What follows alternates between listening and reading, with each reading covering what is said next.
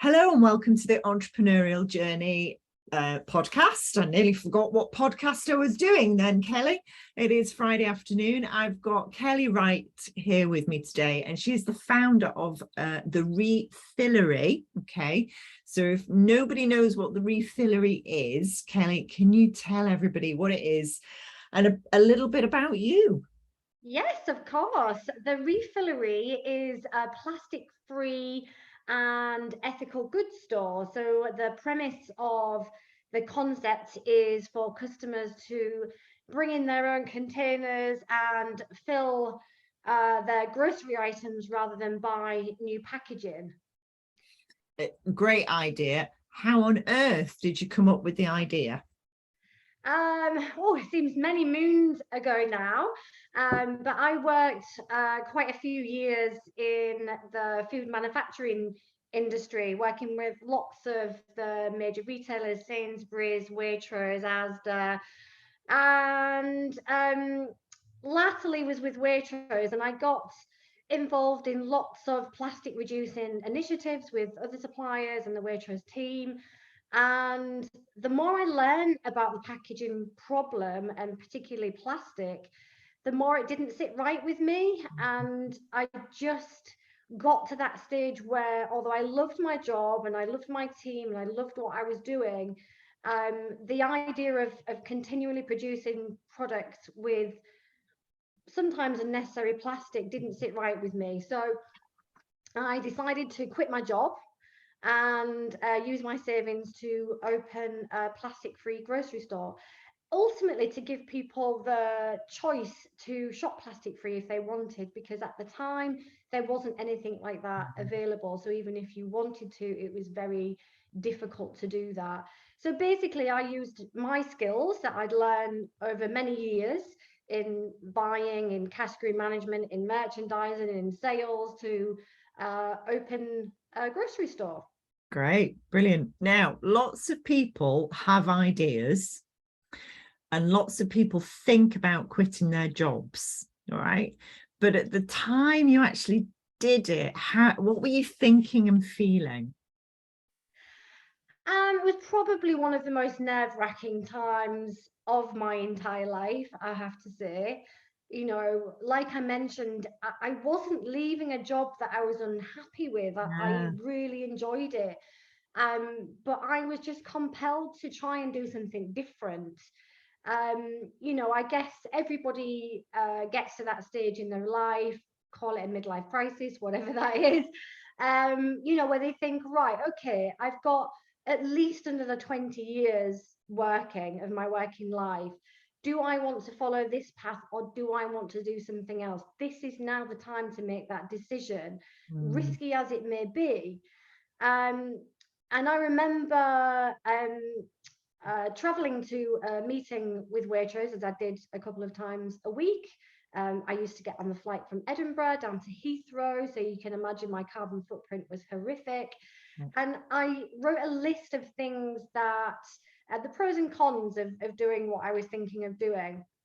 And ultimately, all the cons of doing it were down to financial reasons. Mm. Mm. So I just take the decision, is that important to me in life?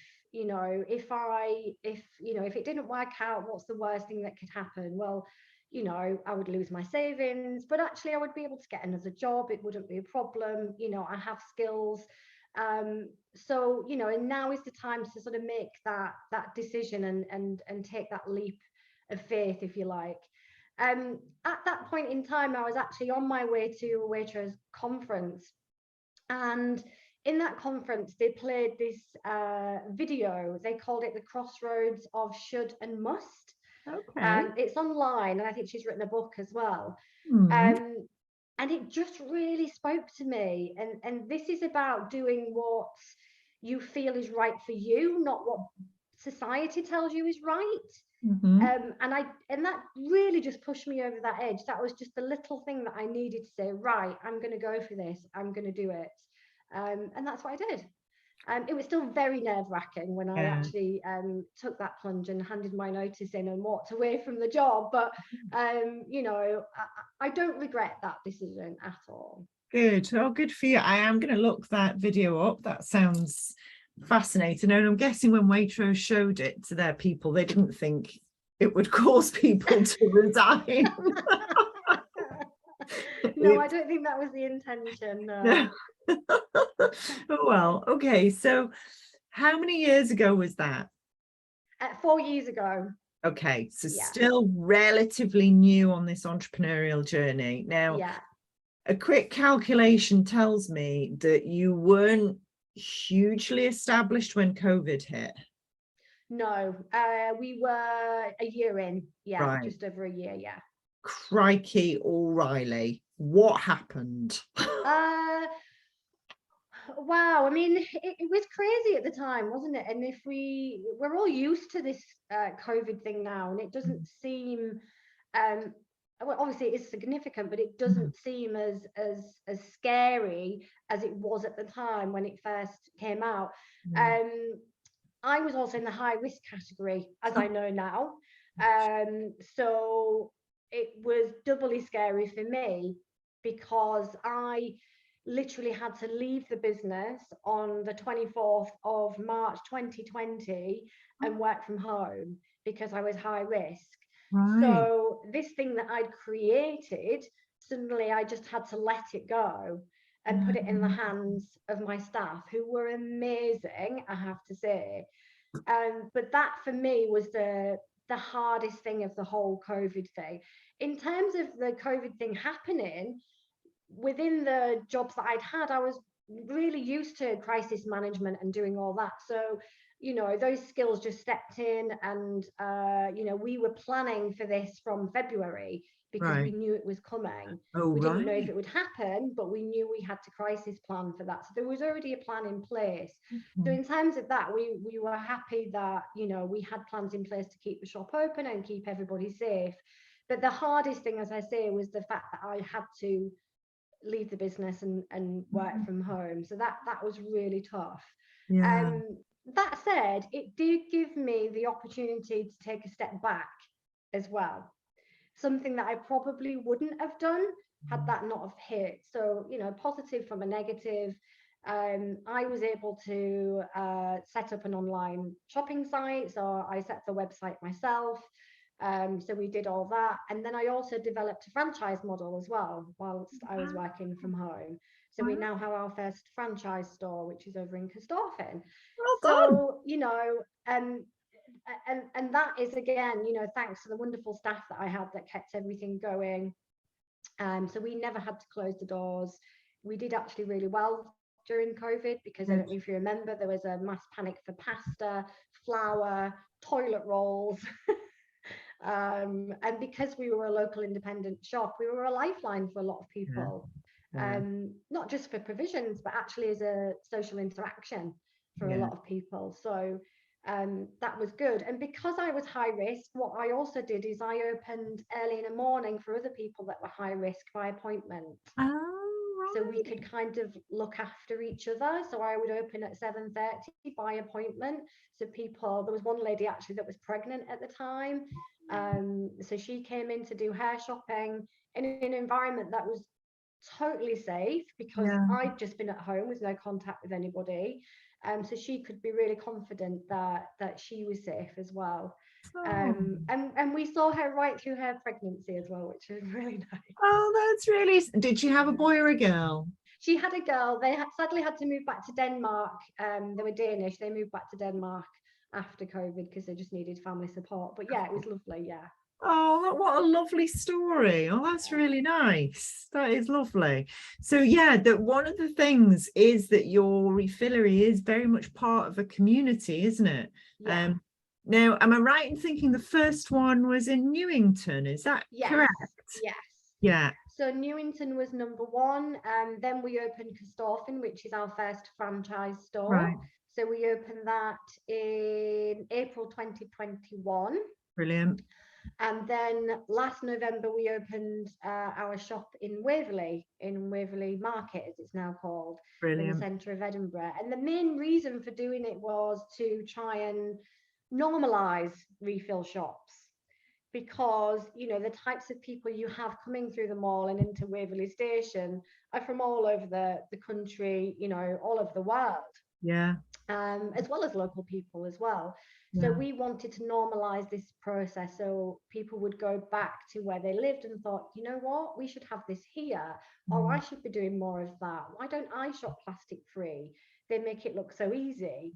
And then another reason we wanted to be there was to try and impact the issue of disposable coffee cups in the city. Right. So in the UK, we consume 3 billion coffee cups a year. 3 billion. Just get your head around that number. And only 2% are actually recycled.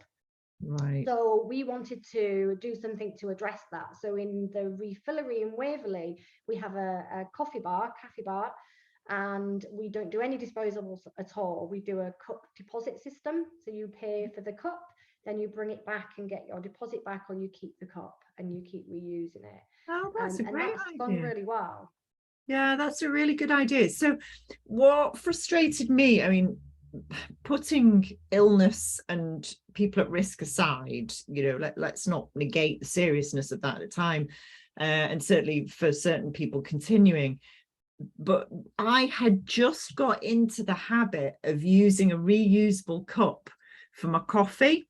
And then, of course, you had to stop doing that because of COVID. And I need to retrain myself to get back into taking my reusable coffee cup everywhere. Yeah. And I will. And after speaking to you, I know I will do that from now on, because I literally just bought a really good one, a metal one that I can use forever and ever and ever. And then, of course, everybody stopped you allowing you to use it, but no, I'll go back to that, definitely. Oh, that's really good. So okay, you can buy dry goods at the Refillery. I kind of get that. Are you selling anything else? Yeah, so you can get dry goods, you can get a myriad of household detergents, which is usually the thing that people start with. It's very easy to take in your laundry detergent plastic container that you have and fill it up from us, or washing up liquid, shampoos, conditioners, that sort of things. If you think about anything that you have in a plastic container in your house that's a liquid, most of those you can fill up at the Refillery. So oils, vinegars, anything like that you can also get. We also have sort of minimal waste living accessories, you know, so we sell coffee cups, we sell water bottles, we sell alternatives to, you know, the plastic based dish scrubs and things like that. So there's lots of things that you can get. And we also stock a lot of local products as well. So we're a real supporter of local producers. So, you know, we'll have local honeys and jams, fresh bread, fresh produce. It's basically a grocery store, but without the plastic. So most of the things you can get, we even have frozen products now. So you can buy frozen chips loose. You can buy frozen fruit loose, you can buy frozen samosas, things like that. So there's all sorts of things that you can get. Always something new to discover. Oh, I love that. Is it cheaper then than going to a supermarket because you're not paying for the packaging? Great question, and it's a common question that we get a lot. Yeah. Some things are, some things are not. Okay. As an ethical grocery store, we also advocate organic as well, because that's better for us, it's better for soil, better for the environment. So many of our products are organic, and sometimes there isn't a comparable product in supermarkets. So some of our products are more expensive for that reason, or they're comparable. Household detergents, for instance, we are comparable with supermarkets for their eco ranges, but we're not cheaper. The thing that is cheaper are things like herbs and spices. So if you think of the weight of those herbs and spices in those tiny jars that you get, you're paying for the jar every time. So herbs and spices are much more cost effective to buy in a refill shop. Now, what we say to our customers is we might not be hugely cheaper than supermarkets, and you are having to make that extra effort, but you can portion control with us. We're not telling you how much you need to buy. You can buy as little or as much as you want, and in that way, you're saving any food waste that you might have. You know, we've all got half-empty packets of pasta, rice, spices that have gone out of date in our cupboards and things like that. So you're only buying what you need. So you can really offset the cost by buying only what you need and not wasting food. Yeah, no, and also if you're on a tight weekly budget, you can really seriously budget down to the last gram, I'm guessing. Exactly. Yeah, no, that's pretty good, particularly with the cost of living going up at the moment. That's really good if you're on a tight budget. And yeah. Having pasta in the cupboard that goes out of date is an anathema to me. I have a teenager in the house, so that's never going to happen. But sorry, I interrupted. What were you going to say? It is, you know, it is an issue that we're trying to address. Unfortunately, buying in bulk isn't less expensive than buying in packets. I mean, I know from my time in food manufacturing, you've got you know, production lines that are running every day, 7 days a week, churning out these packets. It's very cost effective. It's very efficient way to produce these products, and that's why they're so cheap. But you know, we've got to consider that that packaging is single use, and it still exists today in some form somewhere on the planet. It hasn't gone away. So if you think of all these manufacturing facilities all over our country and all over the world running every day, churning out these packets of plastic, then you know, you get a scale of exactly what's out there. It's not the right thing to do. And if you can and you can afford it now, then I would definitely advocate anybody to shop at their local refill shop. Yeah, without a shadow of a doubt. Now, where are you taking the business? Where's next? What's the big vision? So we're developing our franchise model. So great idea. That's the next thing. And the reason for the franchise as well is because, you know, I learned a lot in the first 2 years of opening the business. Yes, I'd worked in big business and, you know, with the major retailers, but actually having a small independent shop is a completely different thing. So although I had some skills, you know, there was a lot to learn as well. So I wanted to help other people do that. And also another reason for developing a franchise is, you know, as an independent shop, you don't have a lot of buying power. So it's going to be very difficult ongoing to compete with bigger retailers. So by growing our community, as we call it, our franchise community, we are essentially a buying collective. So we can use that power to say, right, okay, our volumes have gone up, so now we want a better price. And we can pass that on straight to the customer, so that refilling then does become more cost effective than buying in packaging. And that is the ultimate aim. Yeah. Where's the next location going to be for your franchise, do you think? We don't know as yet. We're having lots of inquiries. It's a difficult time. Obviously, we've been hit by the cost of living crisis. We did potentially have a launch in London this year, but unfortunately that fell through. We just couldn't agree the terms. So yeah, we're actively pursuing, but we don't know where our next one would be. We would love it to be in England somewhere, because obviously we have 3 now in Scotland, so we would love it to be in England. Yeah, no, I love that. And the big vision, what's the big vision for you? So that's it. The big vision is to grow that franchise. I mean, ultimately what we'd like is in the next 10 years to have 50 franchises throughout the UK. Brilliant. That would be fantastic. And that would really give us that power to really make a change. And it's not just about pricing either, it's about making changes within the supply chain, because we can then say, actually, we don't want that plastic in that supply chain, please remove it. You know, and then you can supply our 50 stores in the UK. So to have that sort of voice within the industry would be fantastic. No, that would be amazing. And there's a lot of people at the moment who are looking for an alternative career, lifestyle, way of being, that I think this would appeal to enormously. Yeah. The sense of you doing something that's good for the planet, good for yourself. It's your own little business, but you've got the support there. And you know, I know Susie McCafferty at Platinum Wave really well. I don't know whether you've come across her. She's the UK's leading franchise consultant expert. What she doesn't know about franchising literally is not worth knowing. And the reason I know that is I'm currently downloading her brain to put it all on a platform for it. Anyway, that's by the by.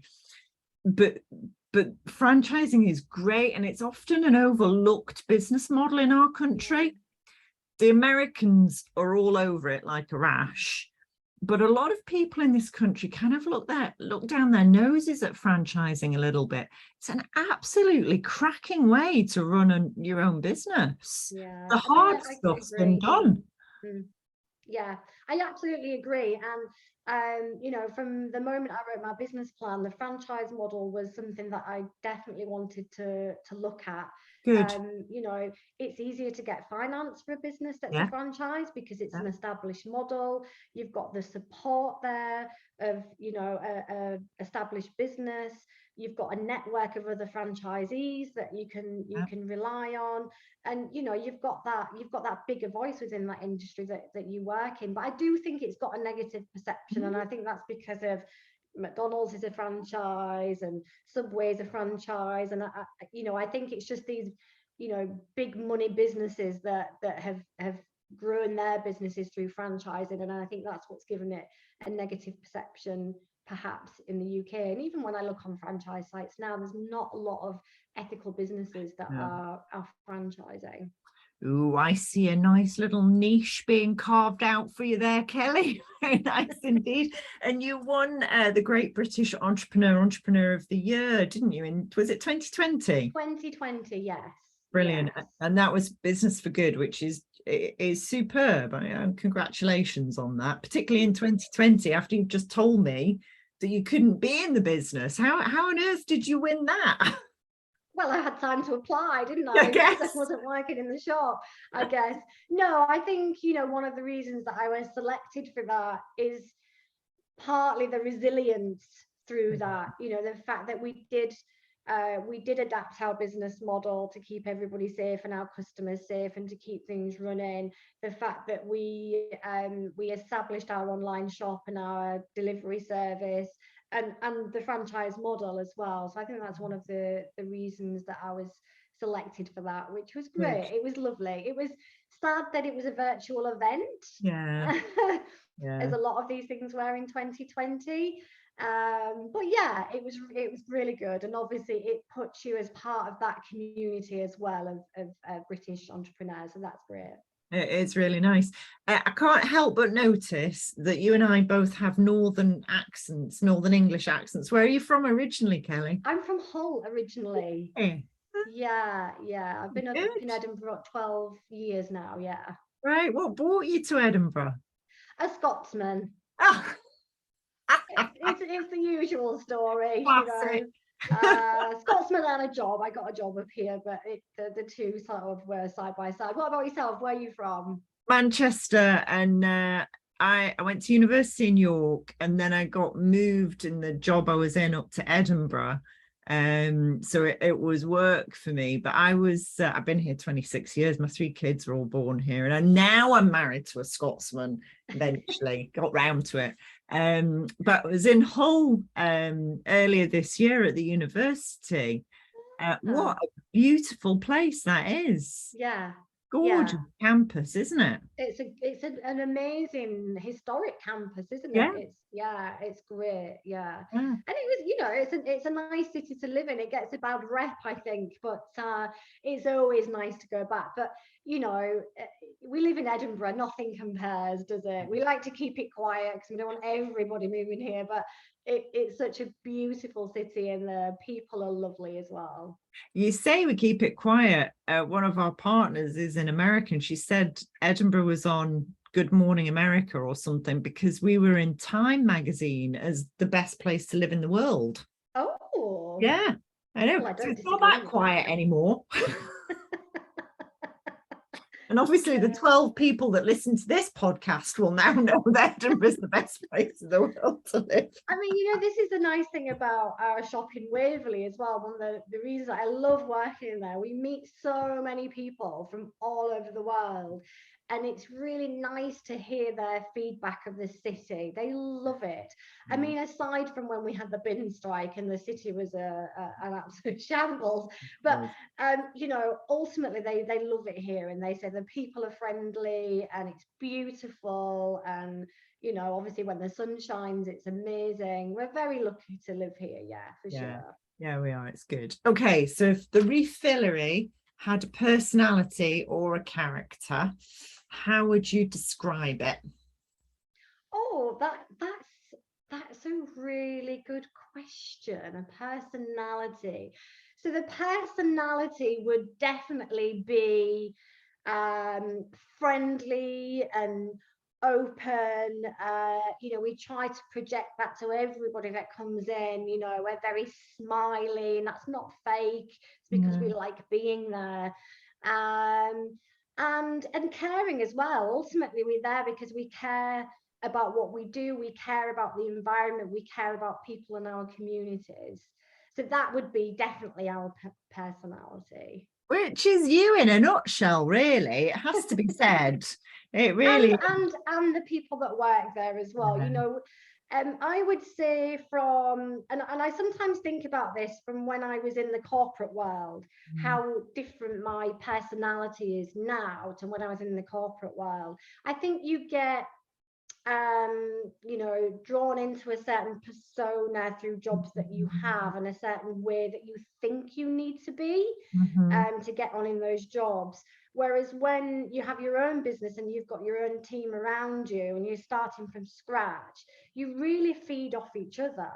So, I brought people in that had that sort of front of house vivacious personality that I knew I wanted in the shop, because I wanted people to feel welcome when they came in. I wanted them to feel different to how they feel when they go into a Tesco and a Sainsbury's, which is very transactional. I didn't want it to be that. So I've really learned from them as well, to be open and to treat everybody as equal and not be judgmental of people, and all the things that you can get sucked into when you work in a corporate environment. That's really interesting. I was talking to a sort of mental health wellness coach about the corporate world yesterday.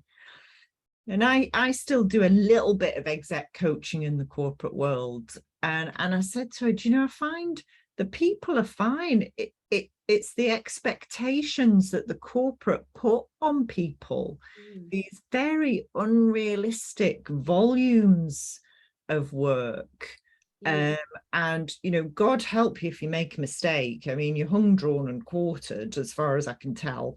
And it's like that's really unsustainable for a human being to operate at that super high powered level all the time. It's just impossible. People are just breaking left, right and center, and there's nothing wrong with them as a person. It's the environment that they're in. I don't know what the answer is at all. Do you not think that's part of the economic model that we work within as well? Because in a corporate environment, it's all about growth. And if you're not growing, it's seen as a really bad thing and everybody gets stressed about it. So if your numbers are down, there's so much pressure on you to get them back up again. So I think that model in itself is wrong, because it's purely based on financial growth. It's not based on anything else. It's not based on improving your sustainability credentials.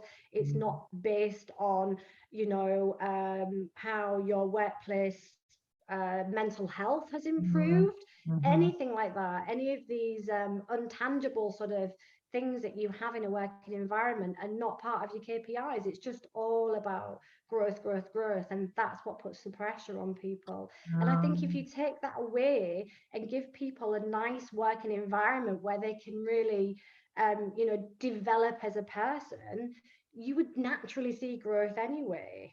That's what I think personally, that you allow people to grow and develop, and the business will grow and develop with them, rather than the other way around. Yeah, okay, that's I've not thought of that constant drive for growth at all costs. I'd not thought of that at all, but you're absolutely right. That seems to be what drives that. It's almost like a mania, actually. You know, because I'm lucky I can dip in and dip out, and I walk away and go, Christ, I'm really glad I'm not in the corporate world anymore. Because that, it just looks exhausting.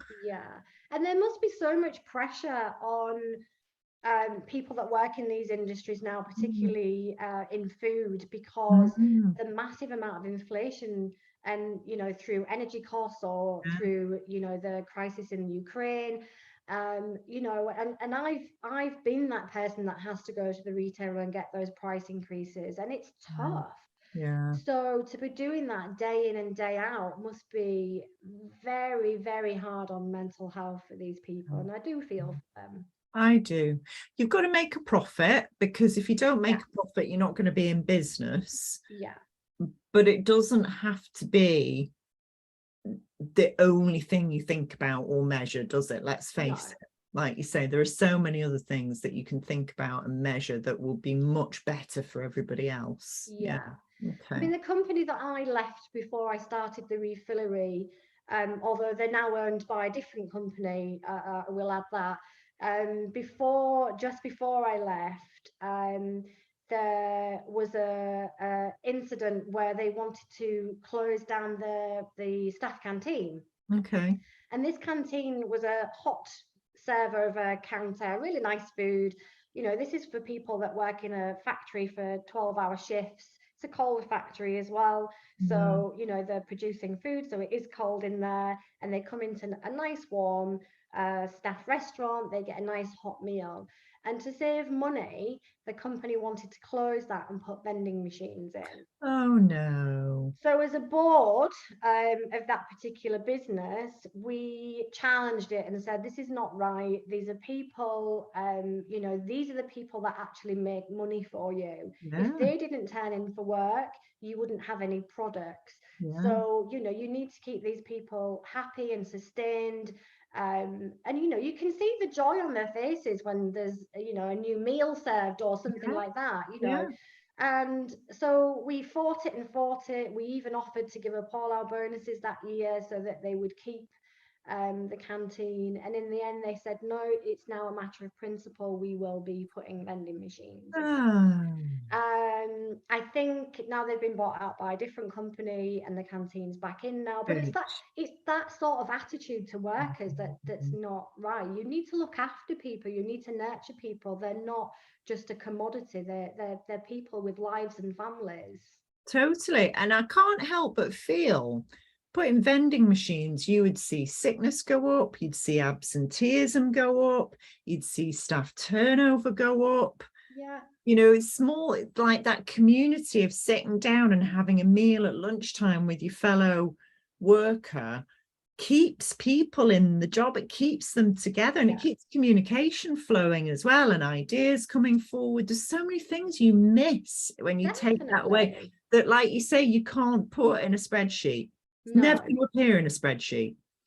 And you're right, that's all it is. It's numbers on a page, as I used to say. That was my favorite expression when I was in that job. It is just numbers on a page. These are the realities to what you're considering here. You know, so yeah, that sort of thing I think is a worrying thing, and I hope that does change in the corporate world. I do too. Right, so good. Now we've sorted out food retailing, factory work across the UK. Leave you to it, Kelly, because I know you've had an incredibly busy week and you've been a little bit short-staffed. I hope everybody's back to work now. Is everybody fitting well? Everybody's good at the moment. Yeah, everybody's really good, thankfully. Brilliant. And I'm going to put a shout out, if people are interested in a franchise, how do they get hold of you? So you can either contact me through LinkedIn, Right. or you can contact us through our website, which is therefillery.co.uk. Just click on franchise opportunities on the homepage and it will take you directly into the application. Brilliant. Amazing. Best of luck. You're doing a great job. Thank you. Thank you. Nice to speak to you. Have a nice